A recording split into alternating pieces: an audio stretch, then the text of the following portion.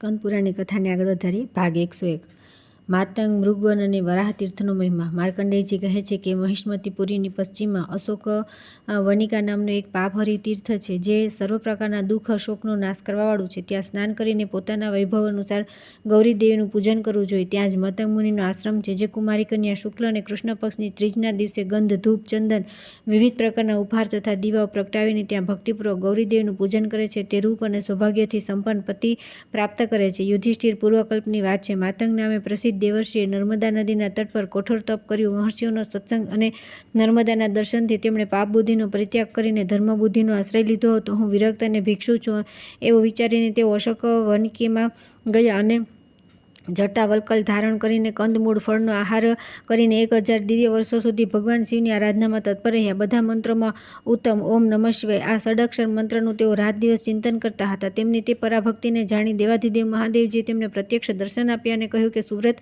આ ધ્યાનથી તમારું કલ્યાણ થાવ, તમે વરદાન માગો. માતંગ બોલ્યા કે હે દેવેશ્વર, આ તીર્થ મતંગના નામે વિખ્યાત થાય. એમાં ચાંડાળ, સ્વપચ વગેરે પાપયોનીના જીવ તથા જપ તપ વગેરેથી રહિત હોય તેવા લોકો પણ પાપમુક્ત થઈ જાય. જે અહીં સ્નાન કરીને નર્મદા તટ પર આવેલા માતંગેશ્વરનું પૂજન કરે છે, તેનું સંસાર બંધન છૂટી જાય છે.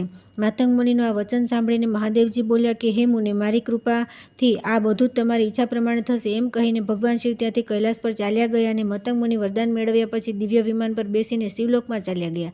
ચૈત્રના કૃષ્ણ પક્ષમાં ચતુર્દશી અને અમાવસ્યાના દિવસે ત્યાં દાન હોમ વગેરે કરવામાં આવે તો તેનું અક્ષય ફળ મળે છે. તે તીર્થમાં તલ અને જળ દ્વારા તર્પણ કરવાથી અને ગોળ સોત્તુનું પિંડદાન આપવાથી 14 ઇન્દ્રિયોના સમય સુધી પિતૃઓ તૃપ્ત રહે છે. અશોક વનિકા નામે પ્રસિદ્ધ સ્થાન મતંગ તીર્થ કહેવાય છે. તે નર્મદાના ઉત્તર તટ પર વિદ્યમાન છે. હે યુધિષ્ઠિર, હવે હું નર્મદાના દક્ષિણ તટ પર વિદ્યમાન મૃગવન નામના તીર્થનો પરિચય આપીશ. મહારાજ, અહીં એકાદશીએ સ્નાન કરી શંખચક્ર ગદાધારી ભગવાન વિષ્ણુનું અર્ચન કરવું અને નિરાહાર રહી રાત્રિ પસાર કરવી. પ્રાતઃકાળે ફરી ગંધ પુષ્પ દ્વારા મૃગવનમાં શ્રીહરિની પૂજા કરવી. ત્યાં એક બ્રાહ્મણને ભોજન કરાવવાથી લાખ ગણું પુણ્ય થાય છે. તલ અને જળાંજલિ આપવાથી પિતરોને વૈષ્ણવપદની પ્રાપ્તિ થાય છે. ત્યાં જ ઉત્તમ વરાહ તીર્થ છે, જ્યાં વરાહ રૂપ ધારણ કરીને ભગવાને આ પૃથ્વીનો ઉદ્ધાર કર્યો હતો અને ત્યાં જ અમિત તેજસ્વી શ્રીહરિએ વિશ્વરૂપ ધારણ કર્યું હતું. જે પતિવ્રતા સ્ત્રી માસોપવાસ વ્રત કરીને અહીં વિધિપૂર્વક સ્નાન કરે છે તો તે વૈષ્ણુધામમાં જાય છે. ત્યાર પછી આવે છે સંસારમાંથી મુક્ત થવા માટે પાપ અને પાખંડી લોકોનો ત્યાગ તથા શિવ અને નર્મદાનો આશ્રય લેવાનો ઉપદેશ. માર્કંડેયજી કહે છે કે હે રાજા, નર્મદા તટ પર ઉત્તમ સિદ્ધિદાયક મનોરથ નામનું એક તીર્થ છે, જે ત્રણેય લોકમાં પ્રસિદ્ધ છે. ત્યાં સ્નાન કરી મનુષ્યની જે કામના હોય તે બધી આ તીર્થના પ્રભાવથી પૂરી થાય છે. ત્યાં સંગમ પર અંગારેશ્વર દેવ સ્થિત છે, જ્યાં સ્નાન કરીને ગણપતિપદને પામે છે. પાપ બહુ જ નિકૃષ્ટ અને દુઃખદાયી હોય છે, તેથી પાપ કદી કરવું ન જોઈએ. જે દેશ કાળમાં અને જેવી આયુ દ્વારા મનુષ્ય શુભાશુભ કર્મ કરે છે, તે જ પ્રમાણે તેને ભોગવવું પડે છે. તેથી પોતાની શક્તિ અનુસાર યાચકને નિરંતર દાન આપવું જોઈએ. વિદ્વાન પુરુષે શાસ્ત્ર અને યુક્તિઓ દ્વારા સદા આત્માના કલ્યાણનો વિચાર કરવો જોઈએ. કર્મોના હીન અને ઉત્તમ એમ વિવિધ પ્રકારના ફળોનો નિર્દેશ છે. તેથી મનુષ્ય કોઈ કર્મ કરતા પહેલા તેના ફળનો વિચાર કરી લેવો જોઈએ. જે કર્મનું શ્રેષ્ઠ અને મહાન ફળ હોય છે તે પણ પુણ્ય કર્મ છે. બુદ્ધિમાન મનુષ્ય પાખંડી, શાસ્ત્ર વિરુદ્ધ કર્મ કરનારા, દંભી, શઠ, યુક્તિવાદી, તીર્થનિંદક, દિગંબર તથા અન્ય પાખંડી લોકોથી દૂર રહેવું. નાગા, માથું મુંડાવેલા અને ભક્ષ્યાભક્ષ ખાનાર, અઘોરી, કળિયુગમાં ધર્મથી વિપરીત આચાર કરતા હોય, તેથી તેમના ચલાવેલા પાખંડનો પરિત્યાગ કરી ત્રણેય વેદો દ્વારા પ્રતિપાદિત ધર્મનું આચરણ કરવું જોઈએ. બધા ધર્મોમાં બ્રહ્મા, વિષ્ણુ અને શિવજીના વચન પ્રમાણ છે. જે મનુષ્ય તેમની વિપરીત વ્યવહાર કરે છે તે અવશ્ય નરકમાં પડે છે. પિતૃઓનું તર્પણ કરવું, ભિખારીઓને ભિક્ષા આપવી, પ્રાણી માત્ર પર દયા કરવી તથા નર્મદાજીના મહાત્મય કથાનું ચિંતન કરવું, આ જ બધા કર્મોને શુદ્ધ કરનારું પૂર્ણ જ્ઞાન છે. જે આદિ, મધ્ય અને અંતરહિત સ્વભાવથી સૌના સ્વામી, સર્વજ્ઞ અને પરિપૂર્ણ છે, તે ભગવાન શિવ શૈવશાસ્ત્રો દ્વારા જાણવા યોગ્ય છે. તેમના દ્વારા પ્રતિપાદિત જે જ્ઞાન છે તે સંશય રહિત અને સંપૂર્ણ પ્રયોજનોને સિદ્ધ કરનારું છે. જે સર્વજ્ઞ છે, સંપૂર્ણ છે, સ્વભાવતઃ નિર્મળ તથા સંપૂર્ણ દોષોથી રહિત છે, તે કલ્યાણમય શિવ કોઈ વિપરીત વાત કોઈ રીતે કહી શકે છે? ભગવાન શિવની આજ્ઞા વિના સંસારની સૃષ્ટિ કઈ રીતે ચાલી શકે? જો એમ કહો કે સૃષ્ટિ પ્રકૃતિ દ્વારા થાય છે તો એ બરાબર નથી, કેમ કે પ્રકૃતિ જળ છે. જો એમ કહો કે સૃષ્ટિ જીવાત્મા દ્વારા થાય છે તો તે પણ ઉચિત નથી, કેમ કે જીવાત્મા સર્વજ્ઞ નથી, અજ્ઞ છે. પરમાણુ વગેરે જે પ્રાકૃત તત્વ છે તે બધા જળ છે, તેથી તે કોઈ બુદ્ધિમાનની સહાયતા વિના ન તો સ્વયં રચના કરી શકે, ન જોઈ શકે. જેમ કુંભાર વિના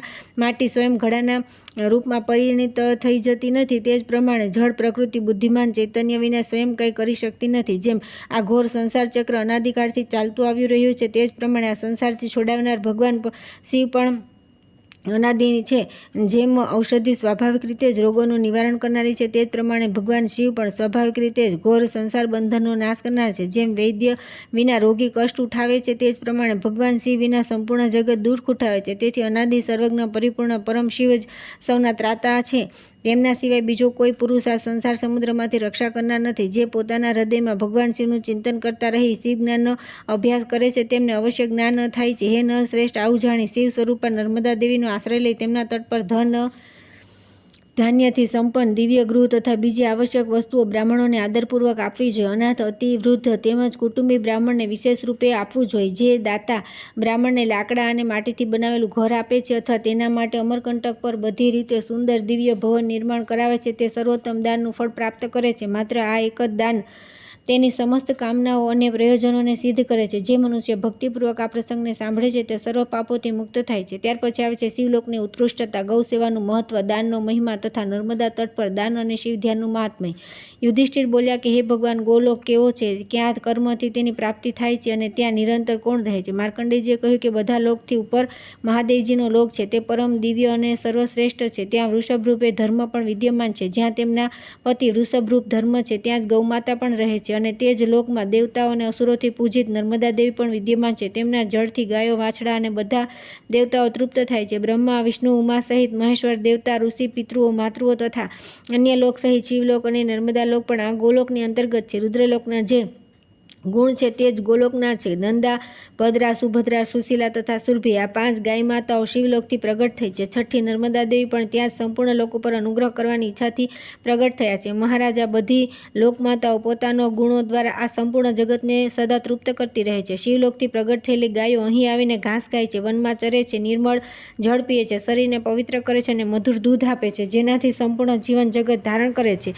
જેમ નાના બાળકોવાળી સ્ત્રીઓથી ઘરની શોભા હોય છે, તે જ પ્રમાણે નાના વાછડાવાળી ગાયોથી જેમનું ઘર સુશોભિત છે, તેમના શરીરમાં પાપ ક્યાંથી રહી શકે? જે લોકો ઓમકાર અને નર્મદાનું સદા શિવરૂપે સ્મરણ કરે છે, તેમનો આ પુનઃ સંસાર સાગરમાં જન્મ થતો નથી. જે ગાયો માટે ઘાસ પાણી આપીને પોતાનો ભક્તિભાવ રાખે છે, તે ગાયોની કૃપાથી શિવલોકમાં જાય છે. આ ગાય માતાઓ સદા અનુકૂળ હોય તો સમસ્ત કામનાઓને સિદ્ધ કરનારી છે. જે આ કલ્યાણમય ગાયોની રક્ષા કરે છે, તે શિવલોકમાં જાય છે. જેઓ ઉત્તમ વિધિ સાથે એકાગ્રચિત્તે ભક્તિપૂર્વક ભગવાન શિવનું પૂજન કરે છે, તેઓ અવશ્ય શિવધામમાં જાય છે. ભગવાન શિવના નિવાસ સ્થાનરૂપી તીર્થોમાં જે લોકો શ્રદ્ધાપૂર્વક જાય છે, ખાસ કરીને જે નર્મદા અને અમરકંટકની યાત્રા કરે છે, તેઓ બ્રહ્મા, વિષ્ણુ અને શિવના લોકમાં વિહાર કરે છે. હે રાજન, આ પ્રમાણે તમને નર્મદાના મંગલમય અવતાર વિશે જાણકારી આપી. યુધિષ્ઠિર બોલ્યા કે હે મુને, હવે હું દાન ધર્મના વિધાન વિશે જણાવીશ. જે લોકો દરિદ્ર અને ભિક્ષુક છે, તેમને શિવધામની પ્રાપ્તિ કઈ રીતે થાય છે? માર્કંડેયજીએ કહ્યું કે હે રાજન, કમલ, બિલીપત્ર, દર્ભ અને નર્મદાનું જળ આ બધાને ભગવાન બ્રહ્માજીએ સામાન્ય રીતે ધર્મમાં હેતુ કહ્યા છે. આ સર્વસુલભ છે. બધા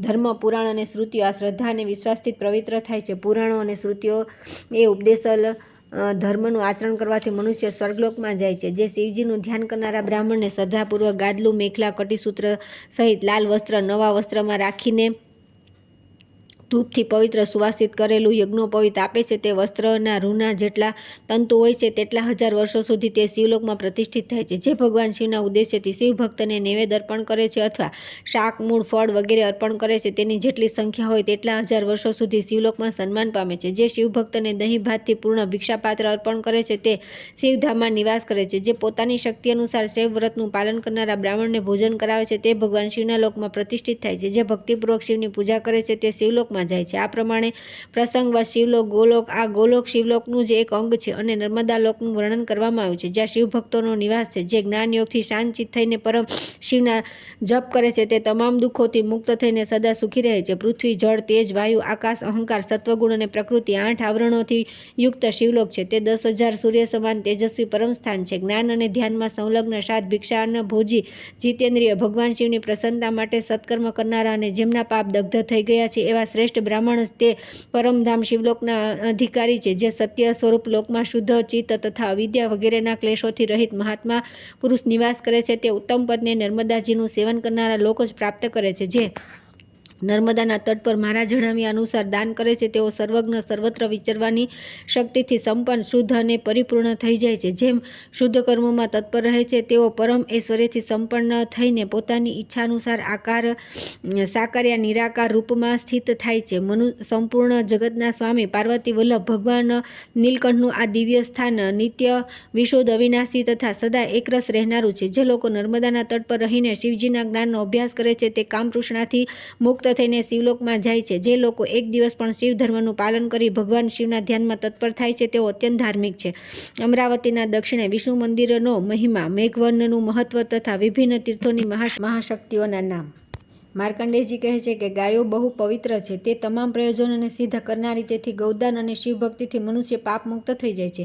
વૈવસ્વ મન્વંતરમાં રાજા વિરણના પુરોહિત મૈત્રેયજી હતા, જેમણે નર્મદાના તટ પર ભગવાન વિષ્ણુનું મંદિર બનાવડાવ્યું. તે મંદિર અમરાવતીપુરીના દક્ષિણ દિશામાં નર્મદા તટ પર વિદ્યમાન છે.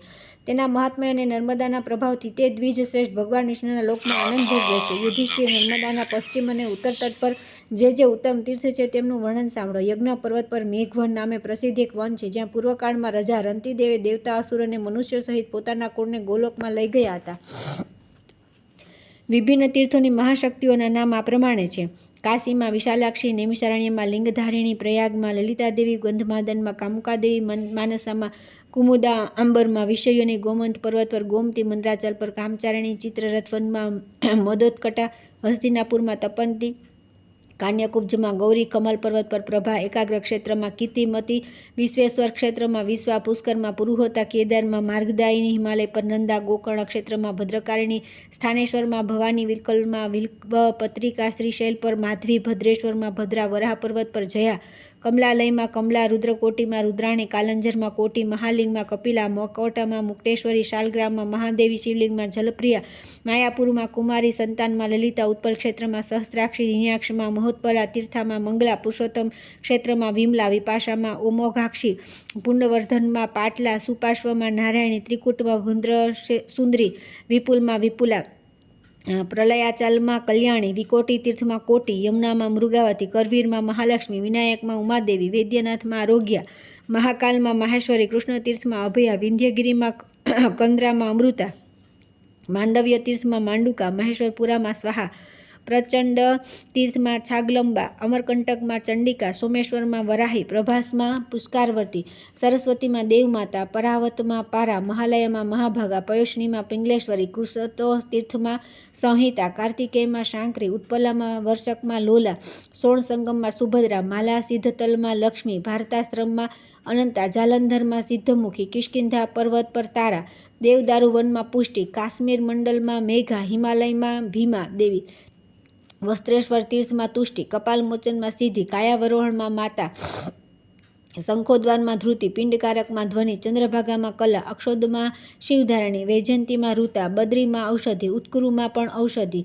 કુશદ્વીપમાં કૃષોદકા, હિમકૂટમાં મન્મથા, પ્રમંતમાં સત્યવાદિની, અશ્વસ્થામાં વંદિની, વૈશ્રવણામાં નિધિ, વેદવદનમાં ગાયત્રી, શિવની સમીપ પાર્વતી, દેવલોકમાં ઇન્દ્રાણી, બ્રાહ્મણના મુખમાં સરસ્વતી, સૂર્યબિંબમાં પ્રભા, માતૃકા તીર્થમાં માતૃકા, વૈષ્ણવ તીર્થમાં વૈષ્ણવી, સતીઓમાં અરુંધતી, અપ્સરાઓમાં તિલોત્તમા, બધા દેહધારીઓમાં ચિત્તી, બ્રહ્મકલ તથા શક્તિ. આ નામ અને તીર્થ સંક્ષેપના જણાવે છે. જે સવારે ઉઠીને આ નામોનો પાઠ કરે છે તે પરમ ગતિને પામે છે. આ તીર્થોમાં સ્નાન કરી જે મનુષ્ય આ શક્તિઓના દર્શન કરે છે તે બધા પાપોથી મુક્ત થઈ પરમ ગતિને પ્રાપ્ત થાય છે. જે આ દેવીઓના તીર્થસ્થાનોમાં જેનો દેહ ત્યાગ કરે છે તે બ્રહ્મલોકને ભેદીને શિવલોકમાં જાય છે. ગૌદાન સમય, શ્રાદ્ધમાં, વિવાહ વગેરે મંગલ કાર્યમાં તથા દેવ અર્ચનના સમયે પણ જે આ નામોનો પાઠ કરે છે તે બ્રહ્મપદને પ્રાપ્ત થાય છે. ત્યાર પછી આવે છે અશોક વનિકા તીર્થમાં મહારાજ રવિન્દ્ર દ્વારા યજ્ઞદાન તથા મુનિઓનો ઉદ્ધાર. માર્કંડેયજી કહે છે કે નર્મદાના દક્ષિણ ભાગમાં માંડવ્ય મુનિનો આશ્રમ છે. તેમાં વિભાંડક, ગાર્ગ્ય તથા ઋષ્યશૃંગ વગેરે ઉત્તમ વ્રતનું પાલન કરનારા મહર્ષિઓ હજારોની સંખ્યામાં નિવાસ કરે છે. રાજન, અશોક વનિકા નામે પ્રસિદ્ધ ઉત્તમ તીર્થનો મહિમા સાંભળો. ત્યાં ભગવાન શંકર પાર્વતી દેવીની સાથે નિવાસ કરે છે. ત્યાં વિશોકા નદી અને નર્મદાનો સંગમ થયો છે. ત્યાં સ્નાન કરનારાઓ સ્વર્ગમાં જાય છે અને તેમનું જ્યાં શરીર છૂટી જાય છે તેઓ મુક્ત થઈ જાય છે. ત્યાં જ અશોકેશ્વર લિંગ છે જે પ્રત્યક્ષ સિદ્ધ અને કલ્યાણપ્રદ છે. તે તીર્થમાં દેવર્ષિ નારદજીએ શાપભ્રષ્ટ બ્રાહ્મણોને શાપ મુક્ત કર્યા હતા અને હવે તે બ્રાહ્મણો તે તીર્થના પ્રભાવથી દેવતા બનીને દેવલોકમાં આનંદ ભોગવે છે. સ્વયંભૂ મન્વંતરમાં આદિકલ્પના સત્યયુગની વાત છે. ચંદ્રવંશમાં રવિન્દ્ર નામે પ્રસિદ્ધ એક મહાયશસ્વી ચક્રવર્તી રાજા થઈ ગયા. તેઓ કાંચીનગરના નરેશ હતા. તેમણે સમસ્ત પૃથ્વીનું ધર્મપૂર્વક પાલન કર્યું. એક સમયે તેઓ અગસ્ત્યેશ્વર તીર્થમાં ગયા, જ્યાં ભગવાન શંકરનું સુંદર મંદિર છે. અગસ્ત્ય વગેરે બધા તપસ્વી મુનિ તે તીર્થનું સેવન કરે છે. ત્યાં નર્મદા વહે છે અને અમરકંટક પર્વત પર સુશોભિત છે. સૂર્યગ્રહણના સમયે રાજા રવિશ્ચંદ્ર તે સ્થાન પર ગયા, જ્યાં મુનિ મંડળીની વચ્ચે મહર્ષિ અગસ્ત્ય તપસ્યા કરી રહ્યા હતા. તે સમયે મહાતપસ્વી સાંડલ્યજીએ મહર્ષિ અગસ્ત્યને પ્રણામ કરીને પૂછ્યું, તપોનિધિ મહાતેજસ્વી રાજા રવિશ્ચંદ્ર તમારા આશ્રમ પર પધાર્યા છે. હું તેમનો પુરોહિત છું. જો તમે કૃપાપૂર્વક સ્વીકાર કરો તો રાજા તમારા ચરણાવિંદોની અર્ચના કરવા ચાહે છે. અગસ્ત્યજી બોલ્યા કે નૃપશ્રેષ્ઠ રવિન્દ્રશ્ચ અહીં શીઘ્ર આવે અને સિંહાસન પર બિરાજે.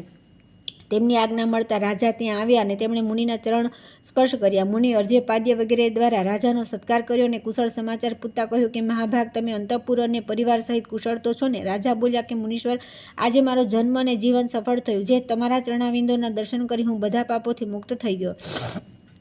મુનિશ્રેષ્ઠ, સર્વતીર્થમય નર્મદા નદી તો સર્વત્ર શુભ અને પાવન છે. હું ક્યાં સ્થાન પર યજ્ઞ કરું? અગસ્ત્યજીએ કહ્યું કે રાજન, એકમાત્ર નર્મદા દેવી જ પુણ્યમય અને શુભ છે. જંબુદ્વીપ 1,00,000 યોજનનું હોવાનું કહેવાય છે. જેમાં જેટલા પણ ચરાચર પ્રાણી છે તેમનાથી જે તપસ્યાહીન છે તે પણ નર્મદાનું જળપાન કરી ભગવાન શિવના લોકમાં જાય છે. ઓમકાર વગેરે શિવલિંગ તથા વૈદુર્ય વગેરે પર્વત દ્વાપર અને કળિયુગમાં પરમ પાવન હોય છે. નર્મદાના દક્ષિણ અને ઉત્તર ભાગમાં જે આ દેવ દાનવ વંદિત ભૂમિ છે એને યજ્ઞભૂમિ કહે છે. એમાં જ અશોક વનિકા છે, જ્યાં સાક્ષાત ભગવાન મહેશ્વર નિવાસ કરે છે. અહીં કરવામાં આવેલ યજ્ઞ કોઈ પણ વિઘ્ન બાધા વિના પરિપૂર્ણ થાય છે, એવું ભગવાન શંકરનું કથન છે. રાજા બોલ્યા કે હે મહામુને, તમારું કલ્યાણ થાય. હું તમારી સાથે ત્યાં આવીશ. આમ કહીને મુનિઓની સાથે રાજા રવિશ્ચંદ્ર નર્મદાના દક્ષિણ તટ પર વર્તમાન સુંદર પુણ્ય તીર્થ અશોક વનિકામાં આવ્યા. ત્યાં 10 યોજન વિસ્તૃત ભૂમિમાં યજ્ઞ મંડપ બનાવવામાં આવ્યો અને યુપ રોપવામાં આવ્યા. તે મંડપના બધા દ્વાર અને સ્તંભ મણિ માણેક તથા રત્નોથી શોભી રહ્યા હતા. વિશ્વામિત્ર, ભરદ્વાજ, કશ્યપ, ભાર્ગવ, બ્રહ્મદ્રશ્ય, લોમસ તથા અન્ય શ્રેષ્ઠ મહર્ષિ તે યજ્ઞમાં સામેલ થયા. પ્રચુર દક્ષિણા પ્રાપ્ત કરનારા બ્રાહ્મણો યજ્ઞનો આરંભ કર્યો. બધા દેવતાઓ બહુ પ્રસન્ન અને તૃપ્ત થયા. તે જ સમયે અતિક્રોધી દુર્વાસાજી, યમરાજ, ચિત્રગુપ્ત, કાળ અને મૃત્યુ પણ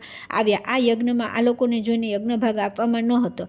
તે જોઈને બધા ક્રોધિત થઈ ગયા. બધાને અપ્રસન્ન જોઈ રાજા રવિશ્ચંદ્રે કહ્યું કે યજ્ઞ સમયે કોઈ પણ મનુષ્ય આવી જાય તો તે ચતુર્ભુજ ભગવાન વિષ્ણુ સમાન પૂજનીય છે. તમને પણ હું યથેષ્ટ વસ્તુ આપીશ, તેથી તમે પ્રસન્ન થાઓ. આ પ્રમાણે રાજા દ્વારા અર્ધ્યપાદ્ય વગેરે આપી તેમને સંતુષ્ટ કરવામાં આવ્યા. તે સમયે દુર્વાસાજીએ કહ્યું કે રાજન, પૂર્વકાળમાં જટા અને વલ્કલ ધારણ કરેલા તપસ્વી લોકો નેપાળમાં દેવતાઓના દેવદા ભગવાન પશુપતિની ભક્તિપૂર્વક પૂજા કરતા હતા, પરંતુ તેમની સાથે તેમણે પાર્વતીજીની પૂજા ન કરી. તેથી પાર્વતીજીએ બ્રાહ્મણોને શાપ આપ્યો, તમે લોકો 1000 વર્ષ સુધી કૂતરાની યોનિમાં રહેશો. તમારાથી તે મુનીશ્વરો કૃતરાની યોનિમાં પડ્યા છે. રાજન, અમારું પ્રિય કરવાની ઈચ્છાથી તમે તે બધાને શાપ મુક્ત કરી દો. રાજા બોલ્યા કે હું તે બ્રાહ્મણોને શાપ મુક્ત કરીશ. આમ કહીને રાજાએ પોતાના દૂતોને વનમાં મોકલ્યા. દૂતોએ તે વનવાસી મુનિઓને નમસ્કાર કરી તેમના પૂર્વજન્મનું સ્મરણ કરાવ્યું. ત્યારે તે બધા અશોક વનિકામાં આવ્યા. તે બધાને જોઈને રાજા રવિશ્ચંદ્રે પ્રસન્નતાપૂર્વક કહ્યું કે ભગવાન અશોકેશ્વર અને નર્મદા દેવીના મહિમાથી, મારા દાનના પ્રભાવથી તથા મહર્ષિઓની કૃપાથી આ બધા મુનિ કૂતરાની યોનિ ત્યાગીને શિવલોકમાં ચાલ્યા જાય અને તેમનું બધું પાપ મારામાં આવી જાય. રાજાએ આ પ્રમાણે કહેવાથી તે બધા મુનિ તત્ક્ષણ શાપ મુક્ત થઈ ગયા અને રાજાને આ પ્રમાણે બોલ્યા કે તમે જ અમારા માતા પિતાની મોક્ષદાતા ગુરુ છો. આમ કહી તે બધા મહર્ષિ ઉમા મહેશ્વર ધામમાં ચાલ્યા ગયા. ત્યારે તે બધા દેવતાઓને રાજાને ધન્યવાદ આપ્યા. દેવતાઓના વાજિંત્ર વાગવા લાગ્યા અને આકાશમાંથી પુષ્પવૃષ્ટિ થઈ. તે સમયે દુર્વાસાજીએ કહ્યું કે મહારાજ, ક્ષત્રિયોમાં મેં તમારા જેવો ન તો કોઈ જોયો છે ન સાંભળ્યો છે. મનુષ્ય માટે પોતાના પ્રાણ ત્યાગવા તો શક્ય છે, પણ પોતાના સંચિત ધર્મનો ત્યાગ કરવો બહુ કઠણ છે. તમારું કલ્યાણ થાવ. તમે કોઈ વરદાન માગો. ત્યારે રાજા હસીને કહ્યું કે મુને, મારા દાનના પ્રભાવથી પાપ બુદ્ધિવાળા લોકો પણ ઉત્તમ પદને પ્રાપ્ત થાય, આજ મારું પ્રિય વરદાન છે. એવા વસ્તુ એવું જ થશે. કહીને મુનિ દુર્વાસા અંતર્ધ્યાન થઈ ગયા. અમિત તેજસ્વી રાજાએ તે અદ્ભુત કર્મને જોઈને ધર્મરાજને કહ્યું કે હે રાજન, હું તમને વરદાન આપું છું. જેણે પોતાનું પુણ્ય આપી દીધું તેણે યમલોક અને દેવલોકને પણ જીતી લીધો. રાજેન્દ્ર, તમે અવશ્ય વરદાન ને યોગ્ય છો. રવિશ્ચંદ્ર બોલ્યા કે હે સૂર્યનંદન, મારા સૌ યજ્ઞ, દાન અને તપસ્યાના પ્રભાવથી તે બધા પાપી જીવો શિવધામને પ્રાપ્ત થઈ જાય જે અત્યારે પાપ યોનિમાં પડ્યા છે. હું આવું વરદાન ઈચ્છું છું. તમે મારા પર કૃપા કરો. યમરાજે કહ્યું કે સત્ય ધર્મનું પાલન કરનારા રાજેન્દ્ર, તમારી આ ઈચ્છા પૂર્ણ થાવ. સુવ્રત, આ સત્યના પ્રભાવથી તમે ઉત્તમ લોકમાં જાઓ. હે રાજન, તમે જે સેંકડો ક્ષત્રિયો અને હજારો અન્ય જીવોના પાપથી ઉદ્ધાર કર્યો છે તેની ગણતરી થઈ શકે એમ નથી. આમ કહી દેવરાજ ધર્મ દેવ દાનવ વંદિત કામિક વિમાન પર આરૂઢ થઈને પોતાના લોકમાં ચાલ્યા ગયા. ત્યાર પછી આવે છે વાગીશ્વર તીર્થમાં રાજા બ્રહ્મદત્તના યજ્ઞમાં પ્રેતોનો ઉદ્ધાર તથા સહસ્ત્રાવર્ત વગેરે તીર્થોનો મહિમા.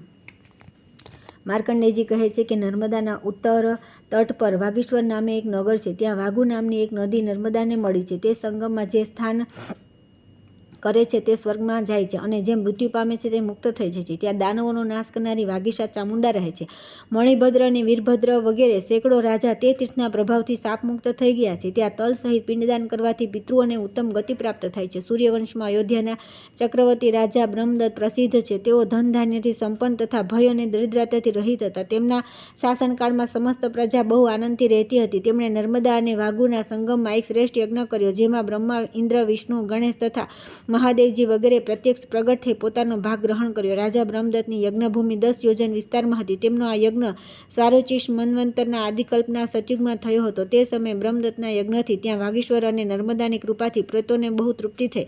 તે પ્રેતો પૂર્વના વાનપ્રસ્થ ઋષિ હતા. તેમણે સ્ત્રીઓના આગ્રહથી સૂર્યગ્રહણના અવસર પર કુરુક્ષેત્રમાં ઘણું દાન લીધું હતું. તેથી તેઓ પ્રેત ભાવને પ્રાપ્ત થયા હતા. પ્રેત થવા છતાં તેમને પૂર્વજન્મની સ્મૃતિ હતી. તેથી એકાંતમાં બેસીને તેઓ પોતાના વિશે આ પ્રમાણે શોક કરવા લાગ્યા. અહો, એમના માટે અમે દાન સ્વીકાર્યું તો અમારા પુત્ર, પત્ની, સેવક અને ભાઈ બંધુ તો હતા ત્યાં ને ત્યાં રહ્યા. તે બધા દાન લીધાના પ્રભાવથી દગ્ધ ન થયા. અમારે તે દાન ગ્રહણરૂપી અગ્નિમાં બળવું પડ્યું છે. યમદૂતોએ પકડેલી પ્રાણીઓની સાથે તેમના માતા, પિતા, ભાઈ બંધુ, સ્ત્રી, પુત્ર અને ધન વગેરે પણ જતા નથી. એકમાત્ર ધર્મ જ તેમને સાથ આપે છે.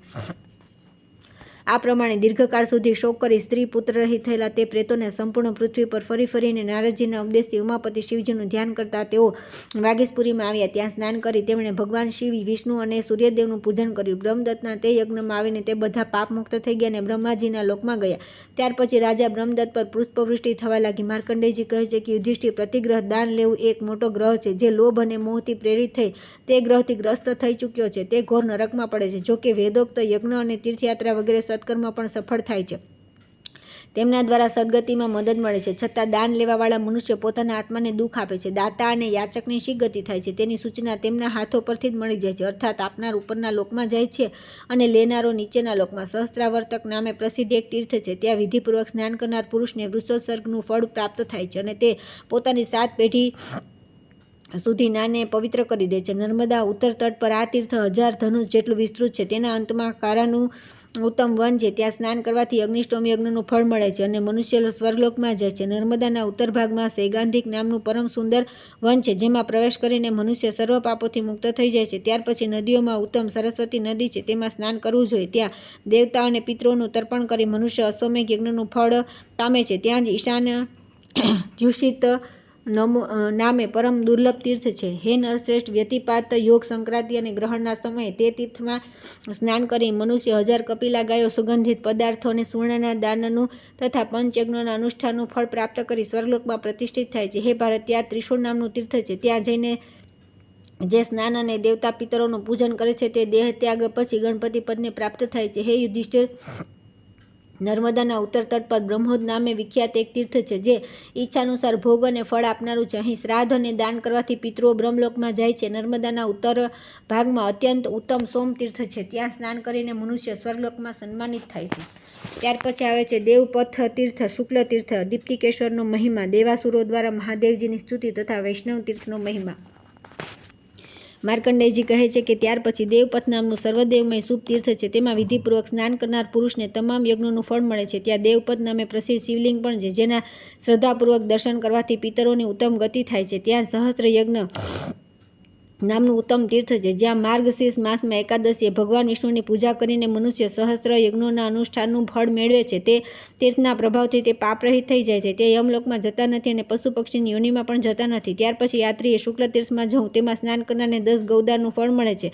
શુક્લ તીર્થ 8 હાથનું છે, જ્યાં કાલાગ્નિ, રુદ્ર તથા શ્રીકંઠદેવ છે. પૂર્વકાળમાં ઇન્દ્રે પણ દેવાધિદેવ ઉમાપતિને નર્મદાના જળમાં નવડાવીને બિલીપત્ર દ્વારા તેમની પૂજા કરી હતી. શુક્લ તીર્થના પ્રભાવથી દેવતા પ્રકાશિત થઈ રહ્યા છે. ત્યાં જ કશ્યપજીનો દેવતાઓ અને સિદ્ધો દ્વારા સેવિત પુણ્ય આશ્રમ છે. ત્યાં 10,000 મુનિ શુક્લેશ્વરની ઉપાસના કરે છે. કુબેરે સૂર્યગ્રહણના અવસર પર શુક્લ તીર્થમાં ચંદન, અગર, કપૂર, ફૂલમાળા, ચંદરવો, ધજા તથા દીપમાળા વગેરે ઉપચારોથી મહેશ્વરનું પૂજન કર્યું હતું. તેથી તે તીર્થના પ્રભાવથી જ તેઓ યક્ષોના રાજા અને ધ્યાનાધ્યક્ષ થયા છે. તે જ તીર્થના પ્રભાવથી દેવતાઓએ દેવલોકમાં વિવિધ પ્રકારના ભોગ પ્રાપ્ત કર્યા છે. તે તીર્થ સર્વતીર્થમય અને સર્વદેવમય છે. ત્યાં સ્નાન અને મહાદેવજીનું પૂજન કરીને મનુષ્ય બધા દેવતાઓ અને દૈત્યોના ગણો દ્વારા પૂજાય છે. હે રાજન, યયાતિ નામના એક પ્રસિદ્ધ ચક્રવર્તી રાજા થઈ ગયા. તેમણે મોટા મોટા યજ્ઞો દ્વારા ભગવાન યજ્ઞ પુરુષનું પૂજન કર્યું હતું. જ્યાં પુણ્ય સલિલા મધુમતી નદી નર્મદા સાથે મળી છે, ત્યાં તેમણે બ્રાહ્મણ ઋત્વિજો સાથે યજ્ઞ પણ કર્યો છે. ત્યાં જ મધ્યમેશ્વર લિંગ છે, જ્યાં સાક્ષાત ભગવાન મહેશ્વર નિવાસ કરે છે. ત્યાં સ્નાન કરનારાઓ સ્વર્ગમાં જાય છે, અને ત્યાં જેમનું શરીર છૂટી જાય છે તેઓ મુક્ત થઈ જાય છે. તે જ સ્થાન પર ભગવાન વિષ્ણુએ મધુ અને કૈટબ નામના દૈત્યોનો વધ કર્યો હતો. ત્યાં વિષ્ણુદેવના પૂજનથી સહસ્ત્ર ગૌદાનનું ફળ મળે છે. તે તીર્થમાં તલ સાથે જળનું દાન અને પિંડદાન કરવાથી પિતરો 14 ઇન્દ્રના કાર્યકાળ સુધી તૃપ્ત રહે છે. યયાતિનો યજ્ઞ પૂર્ણ થયા પછી ત્યાં પાતાળમાંથી કાલાગ્નિ સમાન કાંતિમાન એક શિવલિંગ પ્રગટ થયું. હે ભારત, તે લિંગના તેજથી સંપૂર્ણ જગત પ્રકાશિત થઈ ગયું. ત્યારે લિંગ રૂપધારી ભગવાન વૃષભધ્વજે રાજા યયાતિને કહ્યું કે હે રાજન, તમારું કલ્યાણ થાવ, તમે કોઈ વરદાન માગો. યયાતિ બોલ્યા કે હે દેવ, આપ ભગવતી પાર્વતીની સાથે અહીં રહો અને આ સ્થાનનો કદી ત્યાગ કરશો ને. અહીં કરવામાં આવેલા યજ્ઞ, દાન વગેરે બધું અક્ષય થઈ જાવ. તપસ્યા અને દાન રહિત પાપી મનુષ્ય પણ અહીં સ્નાન કરીને શુક્લતીર્થના પ્રભાવથી આપના લોકને પ્રાપ્ત થાય. મહાદેવજીએ કહ્યું કે રાજન, તમે જે કાંઈ કહ્યું છે તે બધું સત્ય છે. ત્યાર પછી બધા દેવતાઓ પોતપોતાના વિમાન પર આરૂઢ થઈને સ્વર્ગલોકમાં ચાલ્યા ગયા. રાજર્ષિ યયાતિ પણ દીર્ઘકાળ સુધી રાજ્યનું પાલન કરી અંતમાં સ્વર્ગલોકમાં ગયા. માર્કંડેયજી કહે છે કે દીપ્તિકેશ્વર નામે પ્રસિદ્ધ એક શિવલિંગ છે, જેનાથી શ્રેષ્ઠ ત્રણેય લોકમાં બીજું કોઈ પણ પ્રસિદ્ધ શિવલિંગ નથી. દીપ્તિકેશ્વર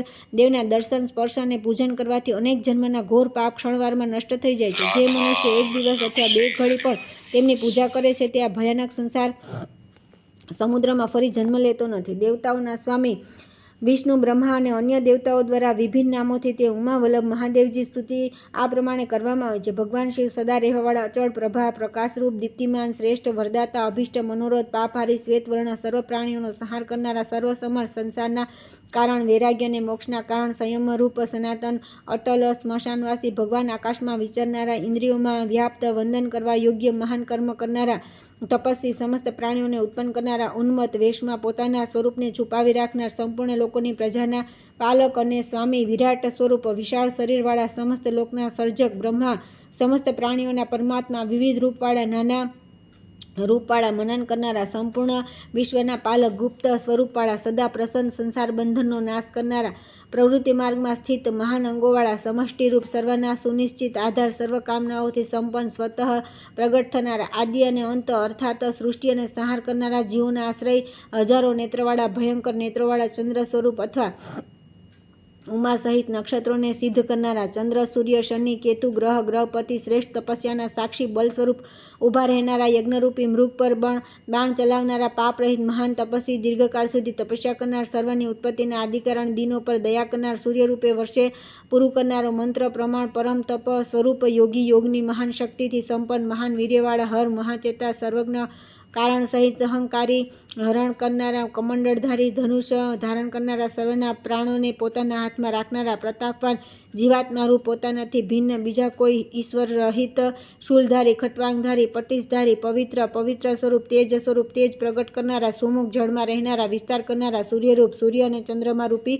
નેત્રવાળા, સુંદર તીર્થરૂપ, પોતાના તરફ આકૃષ્ટ કરનારા, શૃંગાલેશ્વર રૂપે પ્રગટ, સર્વ પ્રયોજનરૂપ, શુંઢ ધારણ કરનાર, ગણેશરૂપ, નિર્મળ જળના આધારભૂત, કમંડળની જેમ પૂર્ણ સંસારના આશ્રય, અજન્મા સુગંધિત માળા ધારણ કરનારા, હરણરૂપધારી, કપાલધારી, જેમના વીર્યની ગતિ ઉપર તરફ છે એવા, ઉપરના લોકના સાક્ષી, ઊંચી ઉઠાવેલી ભુજાવાળા, નભ, અષ્ટમૂર્તિઓમાંથી આકાશરૂપ 3 જટા ધારણ કરનારા, સર્વ જીવોના નિવાસસ્થાન, રુદ્ર કાર્તિકેય રૂપે દેવતાઓના સેનાપતિ, સર્વવ્યાપક, દિવસે હરવા ફરવાવાળા, રાતમાં વિચરનારા, જેમના અંગોમાંથી ઉત્તમ સુગંધ પ્રસરી રહી છે એવા, સંપૂર્ણ દિશાઓના સ્વામી, રાજાઓને મારનાર, પરશુરામ રૂપ, ત્રિપુરાસુર, અંધકાસુર વગેરે દૈત્યોના સંહારક, ધારણ પોષણ કરનારા, રૂપ ગુણ સ્વરૂપ સિંહ અને શાર્દુલ રૂપે પ્રગટ વ્યાઘ્રેશ્વર ગજાસુરનું લીલું ચામડું ધારણ કરનારા પીડા નાશક સમય પ્રમાણે યોગ સાધનામાં તત્પર મહાનાથ સ્વરૂપ સર્વના નિવાસસ્થાન ચારે બાજુ જનારા માર્ગ સ્વરૂપ દીર્ઘ પ્રેતોમાં વિચરનારા સમસ્ત પ્રાણીઓમાં રહેનારા મહાન ઈશ્વર અને અનેક રૂપોમાં પ્રગટ બહુ ધનવાળા સમસ્ત પુરુષાર્થ સ્વરૂપ ઉત્તમ ગતિ સ્વરૂપ તાંડવ નૃત્યને પસંદ કરનારા તાંડવ નૃત્ય કરનારા નાચવાવાળા મેઘ સ્વરૂપ ભયંકર બહુ ભારે તપસ્યા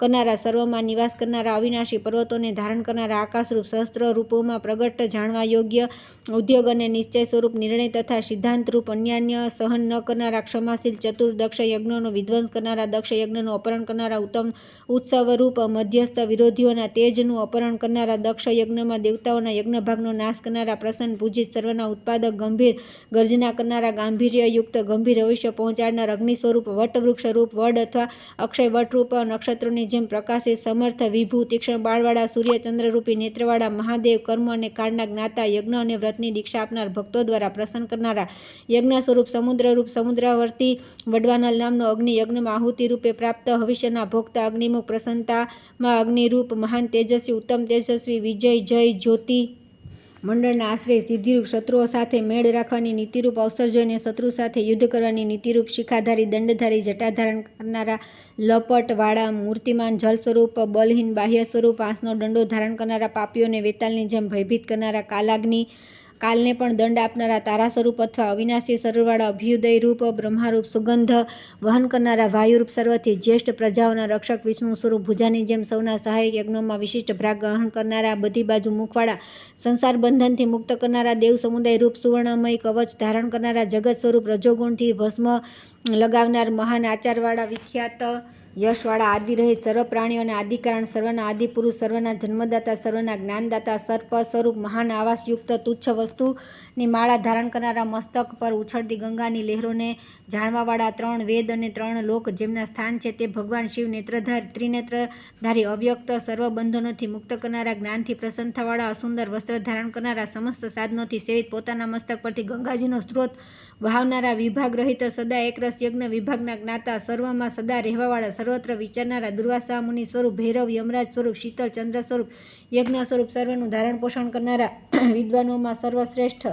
લાલ લાલ આંખોવાળા મોટા મોટા નેત્રવાળા વિજય સ્વરૂપ વિશિષ્ટ વિદ્વાન સંગ્રહ વિગ્રહ કર્મ નાગેન્દ્રહારથી વિભૂષિત સર્વમાં પ્રમુખ વિમુક્ત દેહ શરીરમાં રહેવાવાળા પ્રાણ સ્વરૂપ કર્દમ રૂપ સર્વાચાર સ્વરૂપ પ્રસન્નતા રૂપ ખેચર સ્વરૂપ બળ અને રૂપ ધારણ કરનારા આકાશ વૃત્તિ રૂપ નિપાત સર્વ રૂપ ખલરૂપ રૌદ્રરૂપ દેવતાઓમાં સૂર્યરૂપ રત્ન સ્વરૂપ કિરણોથી યુક્ત ઉત્તમ તેજવાળા વાયુ સમાન વેગવાળા મહાન વેગવાળા મનોવેગી રાત્રિચારી સર્વાવાસ લક્ષ્મીના નિવાસસ્થાન વ્યાપક લોકેશ જેમની કળાઓ છે તે હર મુનિ આત્મગતિ લોક સહસ્ત્રમુખ વિભુ સ્વરૂપ યક્ષોથી યુક્ત કુબેર સ્વરૂપ બાજ પક્ષી સમાન વેગવાળા પ્રકાશરૂપ પ્રજાઓના સ્વામી કામદેવ જેવા રૂપવાળા અર્થ અનર્થની પ્રાપ્તિમાં કારણ મહાન સિદ્ધિયોગૃહ સ્વરૂપ ભક્તોના દુઃખનું અપહરણ કરનાર સિદ્ધિ સર્વાર્થ સાધક ભિક્ષુ ભિક્ષુરૂપ 6 પ્રકારના ઐશ્વર્યોના સ્વામી કોમળ ત્વચાવાળા વિશાળ સેનાવાળા કાર્તિકેય રૂપ વિશાખ સ્કંદ જેમનો ભાગ લાડકીમાં બાંધવામાં આવે છે તે ગોપાલક વ્રજહસ્ત્ર રોકવાવાળા વિશેષ રૂપે સ્થિત સ્તબ્ધ કરનારા નક્ષત્ર રૂપ શત્રુને પણ સહારો આપનારા